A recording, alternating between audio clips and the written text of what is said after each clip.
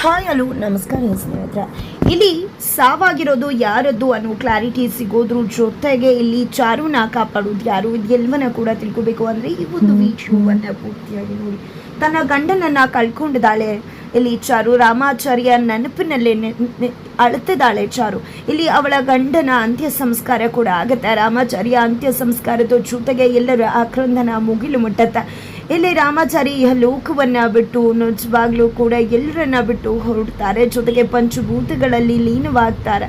ಇದೆಲ್ಲದರ ಜೊತೆಗೆ ಮನೆಗೆ ಬರ್ತದಾಗೆ ರಾಮಾಚಾರಿ ಫೋಟೋಗೆ ಹಾರವನ್ನು ಹಾಕಲಾಗಿದೆ, ದೀಪವನ್ನು ಹಚ್ಚಲಾಗಿದೆ ರಾಮಾಚಾರಿ ಫೋಟೋ ಮುಂದೆ.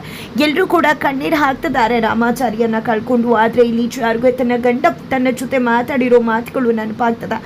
ಅಂದು ರಾಮಾಚಾರಿ ಯಾರೂ ಕೂಡ ನಮ್ಮನ್ನು ದೂರ ಮಾಡೋಕ್ಕಾಗೋದಿಲ್ಲ ಚಾರು ಮೇಡಮ್, ಖಂಡಿತವಾಗ್ಲೂ ಕೂಡ ನಮ್ಮನ್ನು ಸಾವು ಕೂಡ ದೂರ ಮಾಡೋಕ್ಕಾಗಲ್ಲ ಅಂತ ಹೇಳಿರ್ತಾರೆ. ಆ ಮಾತನ್ನು ನೆನಪು ಮಾಡ್ಕೊಂಡಂಥ ಚಾರುಗೆ ನಿಜವಾಗ್ಲೂ ಈ ಬದುಕು ಶೂನ್ಯ ಅಂತ ಅನ್ನಿಸ್ಬಿಡುತ್ತೆ. ಯಾವುದೇ ಕಾರಣಕ್ಕೂ ರಾಮಾಚಾರಿ ಇಲ್ಲದ ಬದುಕು ತನಗೂ ಬೇಡ ಅಂತ ಹೇಳಿ ನಿರ್ಧಾರ ಮಾಡಿದೆ. ಇಲ್ಲಿ ಚಾರು ರೂಮಿಗೆ ಹೋಗ್ಬಿಡ್ತಾಳೆ. ರೂಮ್ಗೆ ಹೋಗಿದ್ದೆ ಬಾಗಿಲನ್ನ ಲಾಕ್ ಹಾಕೋತಾಳೆ. ಎಲ್ಲರೂ ಕೂಡ ಬಂದಿದ್ದೆ ಚಾರು ಡೋರ್ ಓಪನ್ ಮಾಡು ಅಂತ ಇದ್ರು ಕೂಡ ಅಲ್ಲಿ ಚಾರು ಕಣ್ಣೀರು ಹಾಕ್ತಿದ್ದಾಳೆ ಹೊರತು ಡೋರನ್ನು ಓಪನ್ ಮಾಡ್ತಿಲ್ಲ.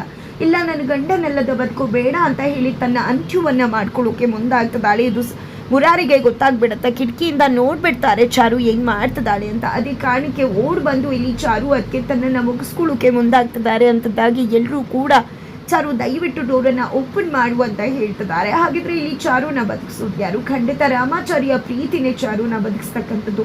ರಾಮಾಚಾರ್ಯ ಪ್ರೀತಿಯ ಒಂದು ಕೊಡುಗೆ ಈಗಲೂ ಕೂಡ ಚಾರುವಿನಲ್ಲಿದೆ. ಆ ಮಗುವಿಗೋಸ್ಕರ ಚಾರು ಬದುಕು ನಿರ್ಧಾರವನ್ನ ಮಾಡ್ತಿದ್ದಾಳೆ. ಇದ್ರ ಮುಖಾಂತರ ಸತ್ತಿರೋದು ಯಾರು? ಕಿಟ್ಟಿನ ರಾಮಾಚಾರ್ಯನ? ಖಂಡಿತ ಸತ್ತಿರೋದು ರಾಮಾಚಾರ್ಯ ಅಲ್ಲ, ಕಿಟ್ಟಿಯ ಸಾವಾಗಿರೋದು. ಆದ್ರೆ ಎಲ್ಲರೂ ಕೂಡ ಅನ್ಕೊಂಡಿರೋದು ಕಿಟ್ಟಿ ಸತ್ತಿಲ್ಲ, ರಾಮಾಚಾರಿ ಸತ್ತಿದ್ದಾನೆ ಅಂತ. ಚಾರು ವಿಧವೆ ಆಗಿದ್ದಾಳೆ ಅಂತ. ರುಕ್ಕು ಕೂಡ ತನ್ನ ಗಂಡನನ್ನ ಮುಗಿಸಿದ್ದೀನಿ ಅನ್ನೋದನ್ನ ಮನಸ್ಸಲ್ಲೂ ಅನ್ಕೊಂಡಿಲ್ಲ. ಬಟ್ ಗೊತ್ತಿಲ್ಲ ಆಕೆಗೆ ಅವಳು ಮುಗಿಸಿದ್ದು ರಾಮಾಚಾರಿನಲ್ಲ, ಅವಳ ಪ್ರೀತಿಯ ಕಿಟ್ಟಿಯನ್ನ ಅಂತಕ್ಕಂಥದ್ದು. ಹಾಗಿದ್ರೆ ಈ ಒಂದು ಸತ್ಯ ಸ್ಫೋಟ ಆದಾಗ ಖಂಡಿತ ದೊಡ್ಡ ಬಿರುಗಾಳಿ, ಸುಂಟ್ರಗಾಳಿನೇ, ಸುನಾಮಿನೇ ಏಳುತ್ತೆ ಅಂತ ಹೇಳ್ಬೋದು. ಹಾಗಿದ್ರೆ ರಾಮಾಚಾರಿಯಲ್ಲಿ ಖಂಡಿತ ರಾಮಾಚಾರಿಗೆ ಗುಂಡೇಟ್ ಬಿದ್ದದ.